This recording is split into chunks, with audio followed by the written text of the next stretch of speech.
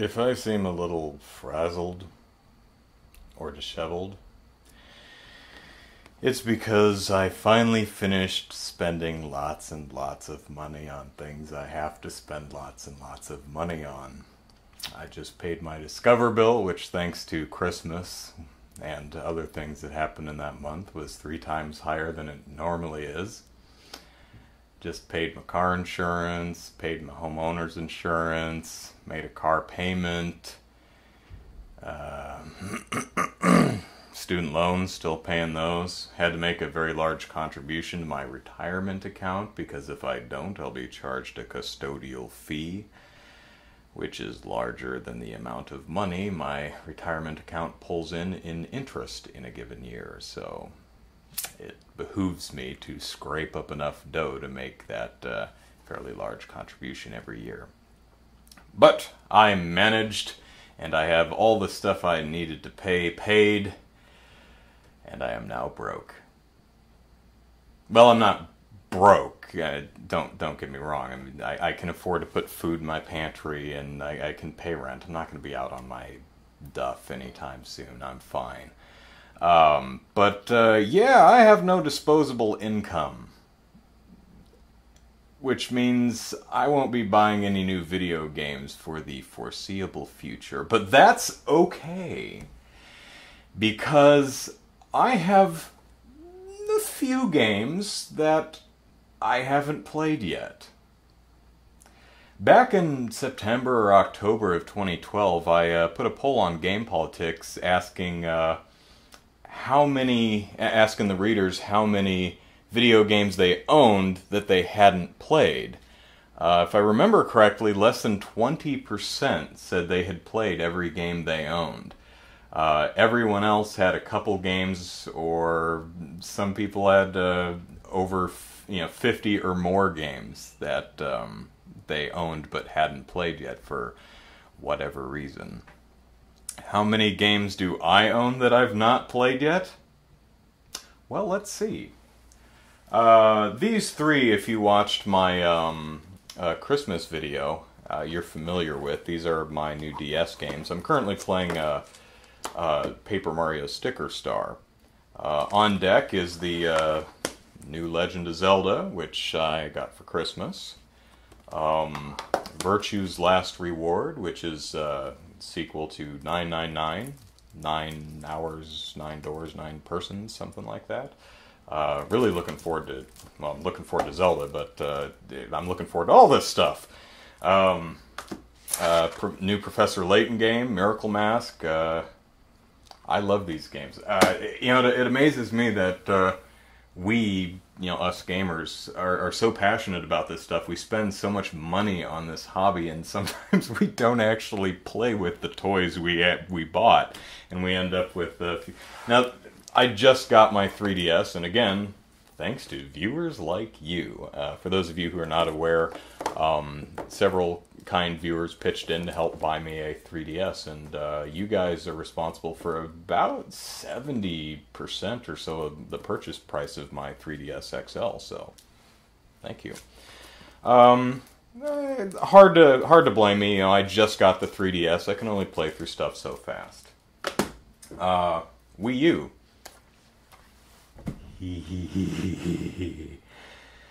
Boy, have I wanted this one for a while. I am one of those putzes who absolutely refuses to play $60 for a video game. I'm not saying games like Mario or Zelda or Monster Hunter, which you can play for hundreds of hours, are not worth $60. Oh, absolutely they are. It's just it's where I personally draw the line. I won't pay $60 for a video game. So, got it for 40. Patience. And Wonderful 101 went on sale for $30 in December, I think. So, really looking forward to playing this. I did have Pikmin 3 at one point, but it was damaged. The case looks like someone dropped a piece of rebar on it, or just jabbed the hell out of it, so I had to send it back, and I never got a new one, so I'll be getting that at some point, though, so what are we at, 5? Yeah. that's all the unplayed games I have on my current generation systems. Moving back to last gen with the Wii, Kirby's Return to Dreamland. I got this for Christmas 2 Christmases ago. If you saw my first Santa Was Good to Me video, you saw this. I haven't got around to playing it yet. And I like Kirby. Kirby's just fun. It's almost comfort food gaming, the traditional Kirby games. So, all these games, I totally intend to play all of them. I mean, they're not just here to decorate my shelves. But, you know, you only have so much time in the day. And, you know, a lot of people ask, Andrew, you're such a big gamer. We know you're a Nintendo fanboy, but you're such a big video game fan. Why don't you have, you know, Sony or Microsoft systems? And I've talked about this before. It's a budget thing. It comes down to money, but it's also time. I mean, I don't have enough time to play all my Nintendo games. If I had a PS3, I'd have, you know, a dozen games on that I probably wouldn't get to yet. Red Steel 2. Interesting game. I was thinking, I wonder if I got the Wii Motion Plus with this. I did not. I actually bought this separate. I got the Wii Motion Plus with Skyward Sword. So, Red Steel, the first one, I played at E3 in 2006, and it wasn't quite what Ubisoft promised. Or perhaps not quite what Ubisoft had hoped to deliver with that first game. Because if you saw the initial screenshots for that game, it was bullpucky. They were bull shots. The game didn't look anything like that. It was an interesting game, what I played of it, but it didn't turn out that great. Red Steel 2 apparently is actually very fun. I'm really interested in checking it out and seeing how the Wii Motion Plus handles shooting and sword combat. So that should be fun to check out when I get around to it. Sin and Punishment, Star Successor.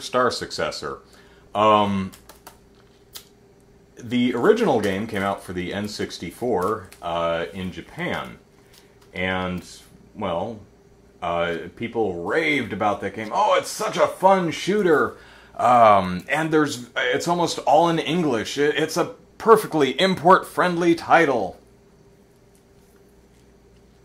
Yeah, it's a shame about that region locking. Otherwise, you know, few people like me might have actually purchased it. Oh well. It is available for the Wii Virtual Console, and for an asking price of, I think, $10. It's pretty reasonable, and I plan to actually get that and play that before playing this, but haven't got around to it yet. But I do like shooters, so, you know, rail shooters. I liked Ghost Squad. Even Link's Crossbow Training has its charms. What's the other one? The Dead Space Extraction, Dead Space rail shooter. If you can get over the fact that it's a Dead Space rail shooter, it's a really good rail shooter. So, Pandora's Tower, one of the infamous Operation Rainfall 3. I have all three of them. I have Xenoblade, played it. Have Last Story, played it. I'm one of those guys who likes Last Story better than Xenoblade. Just personal preference. I love Xenoblade, don't get me wrong, it's a great game, but I just prefer Last Story more.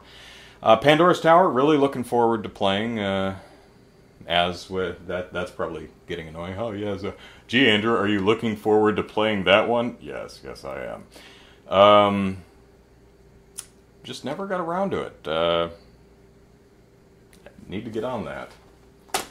Okay, that's actually it for Wii. Now we're going back to GameCube. Yeah, there are some games on the GameCube that I never got around to playing. Oh my goodness, is that dusty? Oh, goodness sakes. Hang on a second. It's okay, because I'm doing laundry right after this, so yeah. Baten Kaitos Origins. The sequel. Actually, it's a prequel to Baten Kaitos, which is a RPG with a card battling system. I played the first one. Loved the first one. Thought it was absolutely fantastic, so I was very excited to play the sequel. Why did I never get around to playing the sequel? Well, reason being is halfway through Baten Kaitos and it's been years, so bear with me, is a section where you pilot a ship through like a wormhole, and you have to shoot down waves of approaching enemies. And if you do it perfect, I think there's like 9 waves, and if you shoot down all 9 waves, you get a unique battle card that you can't pick up anywhere else in the game. So I tried it, and I screwed it up. So I had to load from an old save and try it again, and I screwed it up. Load from an old save, tried it again, screwed it up. And I went through it a couple times and said, darn it, I can't move on until I get this card. I must collect them all! And I never did.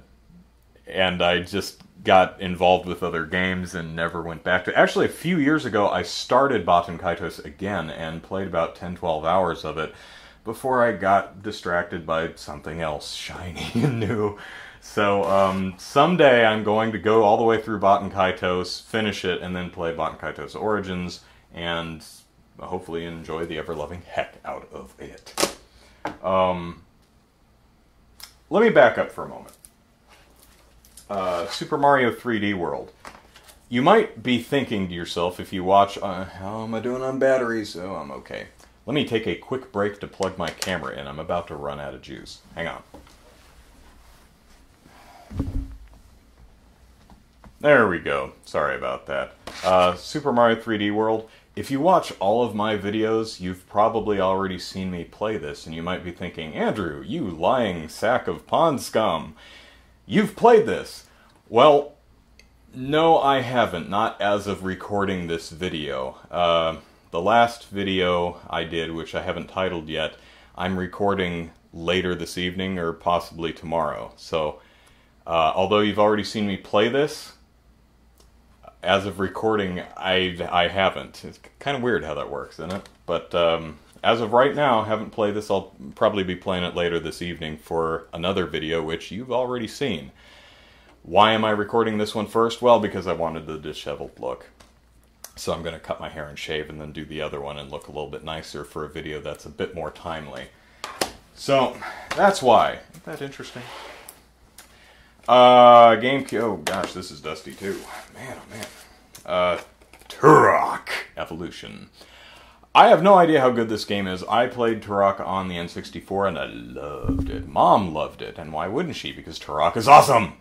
And Turok 2 was insanely awesome also. Turok 3 was absolute garbage and I never finished it, and shame on Acclaim for, well, stuff happens. I'm sure they had the best of intentions when making that game, but holy biscuits, did I hate the ever-loving poo out of Turok 3. So why did I buy Turok 4? Well, because I saw it in a Circuit City. Remember those? Yeah, that's how long ago it's been. I saw it in the Circuit City for $7. So I went, well, yeah, it's Turok. It's got dinosaurs in it, you know? Maybe it's good. And for $7, hey, you can't go wrong. And I never actually played it. And I should. Because it does seem kind of wasteful to buy stuff and not actually use it. I mean, it's like buying food and leaving it sit in your fridge and it just wilts and rots or curdles or molds or spoils or whatever. Alright, moving back to the Nintendo 64. Yeah, it goes back that far. The new Tetris. I actually got this about a year ago. A friend of mine was getting rid of his N64. I already have an N64, but he gave me he dumped all his games on me. So I actually have an extra copy of Perfect Dark. Yay. Hey, Tetris. I'm not sure what's new about it. I kind of remember it from back in the day, and I remember it getting pretty good reviews. So, I mean, you really can't go wrong with Tetris. So I should crack that open and check it out sometime. I also got Quake 2. I don't have it didn't come with the box. He did have the instruction booklet still, but and I had to really think, had I actually played Quake 2? Because I'm not into multiplayer deathmatch games. I mean, I love first-person shooters, but I'm not really into deathmatch. But it does have a single-player mode, so I actually had to go on YouTube and watch the first 15 minutes of a Let's Play to see if I'd actually played this one, and I'm pretty sure I have never played Quake 2. So maybe I'll pop it in one day and give it a go. Super Nintendo. Yeah, this is actually the only game on the Super Nintendo I have that I have not played. Cool spot. Yeah, the old 7-Up logo mascot cartoon character commercial star thing. It has its own Super NES video game, and it looks cartoony and colorful. It could be a really fun platformer. I don't know. I haven't played it. And sing with me now. I should. This I did not purchase. This comes from a former college roommate of my sister's who got rid of all his Super NES stuff, which is why I have 2 Super NESs. So I inherited his Super NES and all of his games. And I've played all of them except Cool Spot. So maybe one day I will remedy that. So that's 1, 2, 3, 4, 5, 6, 7, 8, 9, 10, 11, 12, 13, 14 games that I have. 14 games that I own that I have not played. 14 console games that I own that I have not played. It's possible, it's within the realm of possibility, it's likely that I may have a couple games on digital download services like Steam and Good Old Games that I haven't played. 1 or 2 dozen. It's not as wasteful as you think. I don't think I've ever paid more than like $2.50 for any single downloadable game. Except maybe, I think I paid like $12 for the entire Walking Dead season, and if you're watching the scrolling list, I've only played the first 2 episodes because I didn't like it. Yeah, that's part of my gamer shame. I'm the guy who doesn't like The Walking Dead. Honestly, could not get past the first 2 episodes. Maybe it's great after about episode 3. It's kind of like the movie Anchorman. It's one of only 2 movies I've ever turned off. And I turned Anchorman off after about 15 or 20 minutes because it was boring the hell out of me. Maybe I was having a bad day. Maybe I just have a bad sense of humor. I don't know. I'm getting really off topic.